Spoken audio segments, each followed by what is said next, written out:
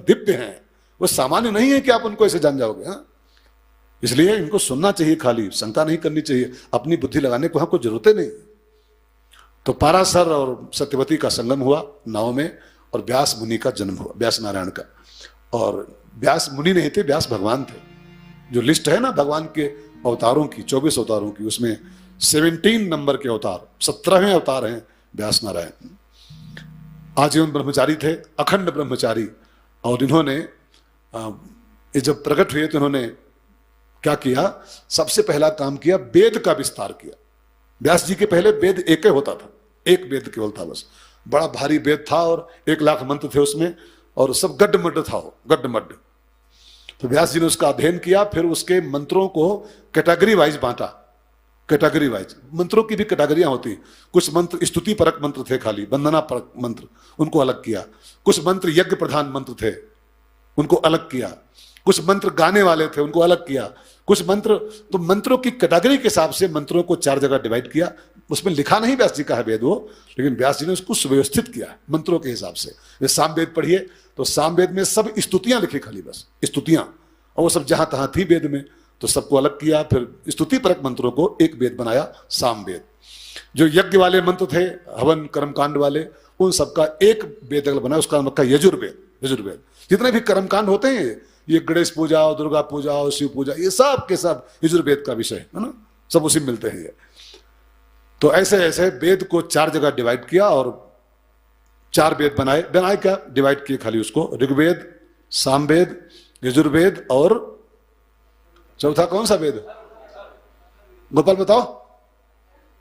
आज गोपाल से भजन सुनना हमको लास्ट में, है ना, आज गाना है बेटा। हाँ, हमसे कई सिपरा करती, बहुत अच्छा गाता है। तो हम सुने तो इसका भजन है, बचपन में तब छोटा था, अभी थोड़ा बड़ा हो गया है, अब दाढ़ी वाला हो गया है, बहुत बच्चा था तब। तो आज इसका भजन सुनेंगे लास्ट में हम। तो हम लोग कहाँ थे? हाँ, ऋग्वेद, सामवेद, यजुर्वेद, अथर्ववेद, 4 वेद बनाए। फिर व्यास जी को लगा कि ये जब अध्ययन किए तो वेदों में बाउंडेशन बहुत है। वेद को ये पढ़ें, वेद को ये नहीं पढ़ सकते हैं, वेद का स्वाध्याय ये लोग नहीं कर सकते हैं।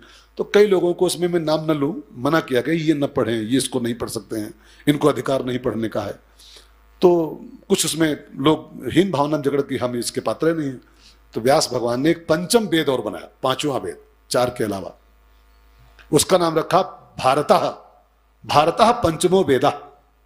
महाभारत जो ग्रंथ है, महाभारत, ये 5वां वेद। फिर व्यास जी को लगा कि वेद के जो संदेश हैं बड़े क्लिष्ट हैं, वेद की भाषा बड़ी क्लिष्ट है और उसके सूत्र बड़े गूढ़ हैं। वेद के छोटे छोटे सूत्र हैं वेदों में, अस्तोमा सदगमय, तमसोमा ज्योतिर्गमय, सत्यम बद धर्मम चर, ऐसे ऐसे सिद्धांत छोटे छोटे वेदों में है खाली बस। सत्यम बुरुयात, प्रियम बुरुयात, माँ बुरुयात, सत्यम अप्रियम, ये सब कोटेशन टाइप के वेदों में शब्द हैं केवल। तो व्यास जी को लगा खाली सिद्धांत समाज को पचते नहीं। ध्यान देकर सुने, खाली सिद्धांत समाज को नहीं पच पाते हैं। और उसी सिद्धांत का कोई दृष्टांत अगर हो, सबूत केवल, जैसे वो वेद में आज्ञा है कि भगवान का नाम लो तो तर जाओगे, कितने भी पापी हो राम का नाम लो तर जाओगे। तो उसी सिद्धांत को पुष्ट करने के लिए 6ठे स्कंद में अजामिल की कथा लिख दी गई कि अजामिल नाम का पापी था और क्या क्या किया, तो भगवान का नाम ले लिया तो तर गया नाम लेते ही। अब वो सिद्धांत और वो दृष्टांत, ठीक है ना, अजामिल का दृष्टांत है और वो खाली सिद्धांत है वेद में। तो सिद्धांत डायरेक्ट नहीं पचता है। जैसे वो कैप्सूल कभी खाया, कैप्सूल खाते हो? कैप्सूल की जो भीतर की दवा होती बड़ी कड़वी होती, जो उसके भीतर पाउडर होता है बहुत तीखा होता है, उसको सीधे घोर के पियो ना, अब तुरंत पलटी कर दोगे फट से। तो क्या किया, उसको वो पच जाए वो कड़वी दवा, हमको ऊपर से एक वो प्लास्टिक वाला कवर चढ़ा दिया गया है ना। कोई मीठे कवर चढ़ाते, मीठे कवर, इसी मिठाई धो के चाप जाओ सीधे कड़वी दवा। ऐसे ही सिद्धांतों को समझाने के लिए दृष्टांतों का रूप देते हुए और 17 पुराण बनाए गए। जो पुराणों में कहानियां है ना, ये सब कहानियां, ये सब उन्हीं सिद्धांतों को पुष्ट करने के लिए सिद्धांत दृष्टांत है कुल बस है। उसमें वेद में खाली कोटेशन है और इसमें कहानियां हैं उन्हीं के सिद्धांतों को पुष्ट करते हुए 17 पुराण बनाए। फिर कई उपनिषद लिखे, कई कितना क्या सब बनाया, ब्रह्मसूत्र वगैरह। लेकिन अरे व्यास जी का सब कुछ व्यास जी का तो है यार, सब व्यास जी का है। एक श्लोक कौन सा है पांडे जी वो? हाँ, व्यासोच्छिष्टम सर्वम, जो कुछ भी आप पा रहे हो दुनिया में, ये सब व्यास जी का उच्छिष्ट है। उच्छिष्ट माने जूठन, जूठन खाली उनकी बस है, जूठन।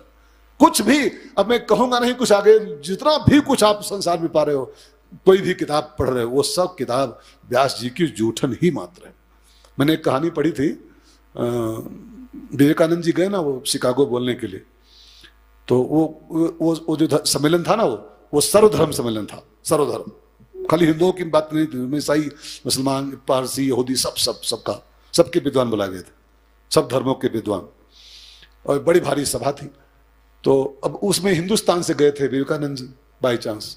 हिंदुओं की संख्या वहाँ कुछ नहीं है, अब अभी भी बहुत, तो कुछ कृपा है लोगों की, जो हिंदू धर्म कुछ आगे बढ़ना शुरू हुआ, तो कहाँ कोई पूछताछ थी इसकी यार।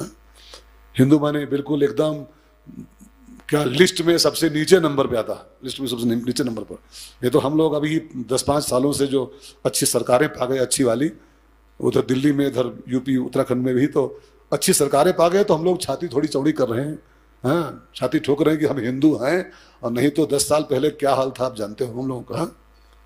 अब ये जो बनना है कॉरिडोर, विश्वनाथ का कॉरिडोर देखो, उज्जैन का महाकाल कॉरिडोर, बद्रीनाथ में कितना बड़ा काम हो रहा है, कितना बड़ा काम। अभी तो कष्ट होता होगा यहाँ के लोकल निवासियों को, तोड़फोड़ चल रही है सब, लेकिन यही 2 साल के बाद जब देखोगे आप ना, 2 साल के बाद यही बद्रीनाथ हम सबका गौरव हो जाएगा, गौरव हम सबके लिए हो जाएगा। इतना बड़ा काम चला, अभी कोई करा तो 1600 करोड़ रुपए आया है, 1600 करोड़ रुपए, 16,000 करोड़ रुपए, हाँ सॉरी, 16,000 करोड़ रुपए पास हुआ है बद्रीनाथ के विकास के लिए खाली बस। तो मैं ये कोई किसी पार्टी की बात नहीं कर रहा हूं, ये तो हम लोग कुछ सरकारें अच्छी पा गए हैं, तो ये छाती चौड़ी करने, तो कहाँ नंबर था हम सबका यार, कहाँ नंबर था, कोई पूछती हम सबकी।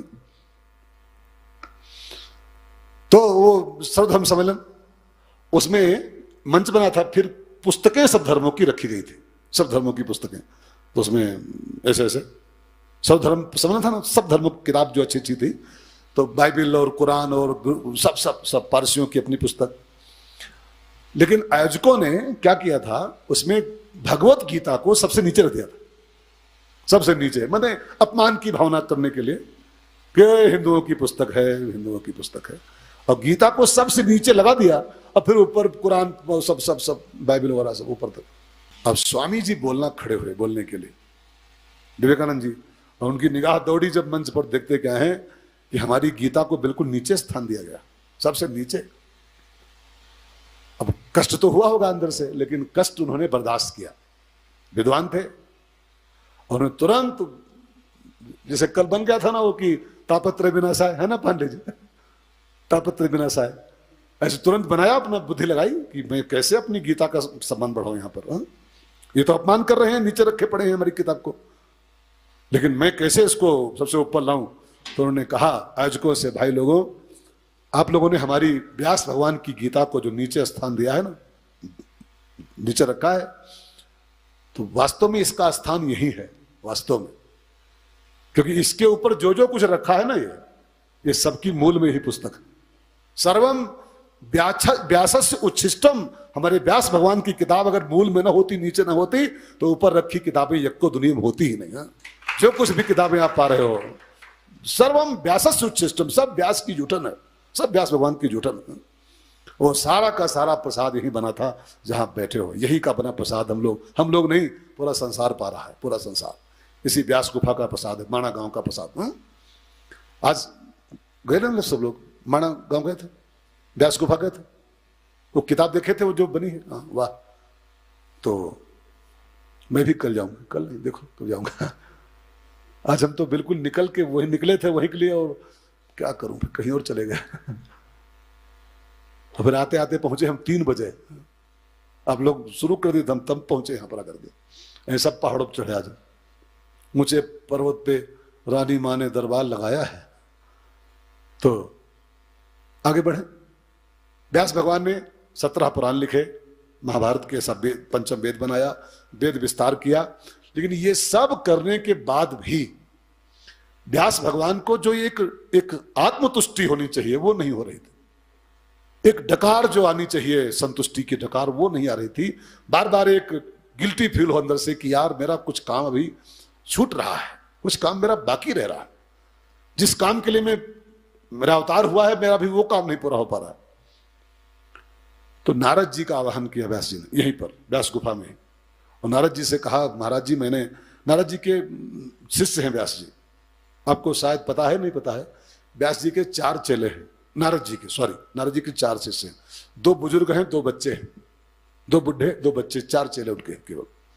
बुढ़ों में वाल्मीकि जी और व्यास जी, 2 बुढ़े चेला उनके हैं, बुजुर्ग चेला, और 2 उनके बालक चेला हैं, एक ध्रुव जी, एक प्रहलाद जी, दोनों बच्चे चेला हैं, और 2 उनके बुढ़े चेला हैं नारद जी के। अब बाकी हुए तो हमको पता नहीं अगर कोई छोरी हो तो नारद जी जाने चेला।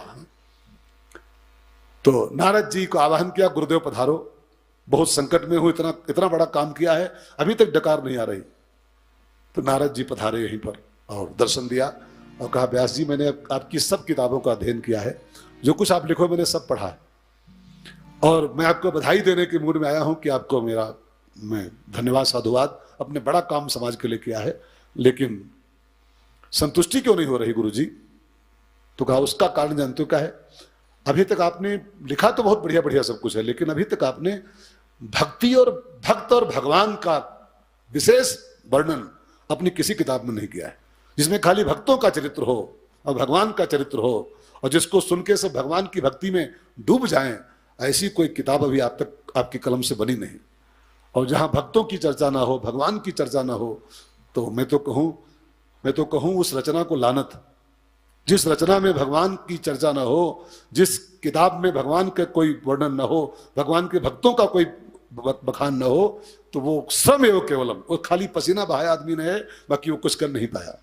वो हमारे यहाँ कौन सा गीत है वो, जिस भजन में, हाँ सुने हो ना, जिस भजन में राम का नाम न हो उस भजन को गाना ना चाहिए।